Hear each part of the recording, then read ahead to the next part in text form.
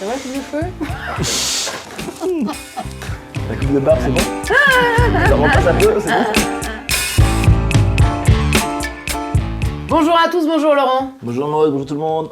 Alors aujourd'hui, on va se demander, c'est quoi un bon chien? C'est quoi un bon chien, Laurent? Est-ce que c'est un chien tranquille, assis, qui bouge pas au coin du feu et qui nous demande rien? C'est ça? J'aimerais vraiment savoir ce que c'est qu'un bon chien, parce que c'est ce qu'on me demande toute l'année. J'aimerais que mon chien soit un bon chien. Mais je trouve qu'en fait, tout le monde veut la même chose, mais personne n'a les mêmes critères. Donc je pense que le bon chien, c'est celui qui correspond à vos critères. Par exemple, si je veux un chien de garde et qu'il aboie, bah ça, c'est plutôt une bonne chose, quoi, finalement. C'est ça. Pour moi, ça sera un bon chien. Puis un chien de garde qui dort toute la journée, ben, ça ne sera pas un bon chien. Eh oui. Pourtant, si on met ce chien dans une autre famille qui ne veut pas de chien de garde, ça serait un bon chien. Donc, le bon chien, c'est juste celui qui correspond à vos valeurs puis à votre besoin. L'inconvénient du bon chien, c'est que si nos valeurs sont fausses, on va complètement avoir des chiens complètement détraqués, dans le sens que si je veux un chien d'attaque puis qu'il n'est pas d'attaque, on va dire mais tu vas mordre, tu vas t'énerver, tu vas Donc c'est pas vraiment le top. On va aller contre sa nature, enfin contre son caractère, contre son caractère, on peut y aller complètement, mais un chien aime ça travailler, donc on peut le modifier, mais ça dépendra de notre éducation. Donc si on reprend ce que c'est qu'un bon chien, oui, un bon chien, souvent ça revient à ne m'embête pas, dans un premier temps. Puis après ça va être ne détruis rien chez moi, ne demande rien surtout aussi. Accepte les câlins. Supporte mes câlins, oui. Et puis, ça va être sois surtout propre, ne te lèche pas les testicules pendant que tout le monde vient boire l'apéro chez moi ou au repas de famille. Ou ne fais pas des galipettes avec ta sœur. C'est très important. Et surtout en balade, ne mange pas de caca. Et ce sera justement l'objet d'une de nos vidéos. Le caca, c'est délicieux, il paraît. Donc, si on reprend, qu'est-ce que c'est que le bon chien, tout simplement? C'est un chien il a appris à vivre en société humaine. Donc si on lui apprend ses codes tranquillement, qu'on lui explique les règles qu'il peut y avoir à la maison, puis lui expliquer que ces règles de le faire, c'est vachement génial, notre chien appréciera à vivre chez nous et deviendra réellement ce bon chien. En fait, un bon chien, c'est un chien avec qui la communication est fluide.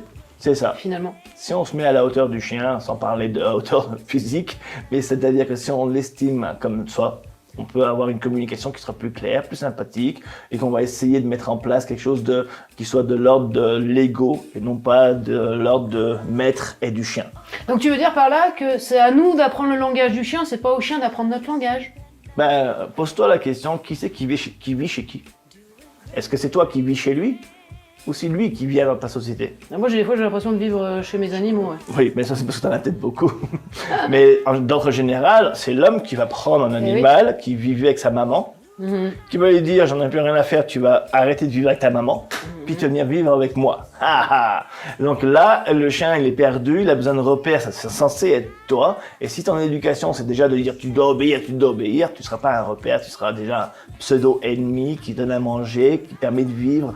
C'est vraiment bizarre. De survivre, quoi. C'est ça. Donc oui, si on veut un bon chien, le but c'est de se dire, ok, lui, ce qu'il a besoin, c'est ça, et de vraiment faire qu'on est dans le partage plutôt que il y a un maître puis un esclave. C'est pas la même chose. Et un maître, oui, d'ailleurs, ça vient de... Le mot des maître, esclaves. à la base, il vient de l'esclavagisme. Hein. C'est quand la domination a été expliquée la première fois, qu'on a dit « Oh là là, mon Dieu, il y a de la domination dans le chien ». C'était une période très rude et très dure, donc du coup, ça a servi d'excuse à ceux qui étaient déjà dans l'éducation coercitive. Et donc, du coup, de là, s'est installé naturellement le mot maître qui venait de l'esclavagisme à la base. Donc, coercitive, c'est violent, c'est... La coercition, c'est le fait d'imposer quelque chose. Donc, on ne demande pas de réfléchir, on te demande d'obéir. C'est ferme ta gueule et marche. C'est un peu ça. Mais il n'y a pas besoin de taper, il y a des gens qui sont en coercition sans taper. Mais le petit coup de collier, tac, tac, tac. Bon, c'est pas quelque chose d'agréable.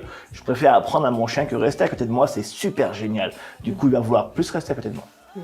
Lui donner le choix, en fait, et ne pas le contraindre, ne pas l'obliger.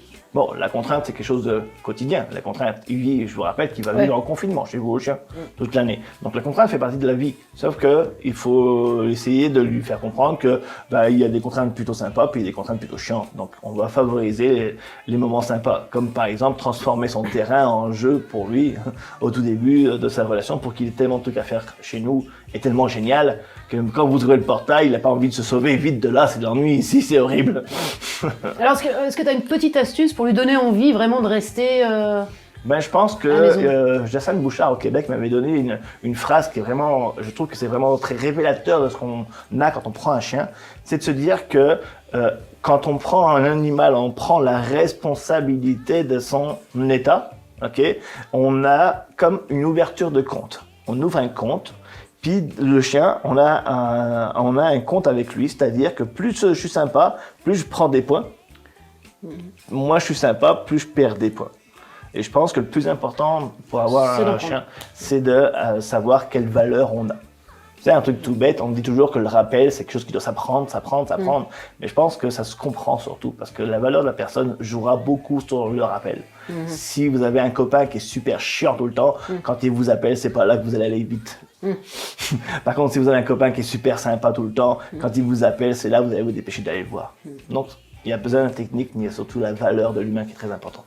Donc encore une fois, s'informer et prendre des connaissances, s'enrichir en fait, pour améliorer en fait le bonheur et la complicité avec son chien, éviter les problèmes de comportement et encore une fois, éviter l'abandon.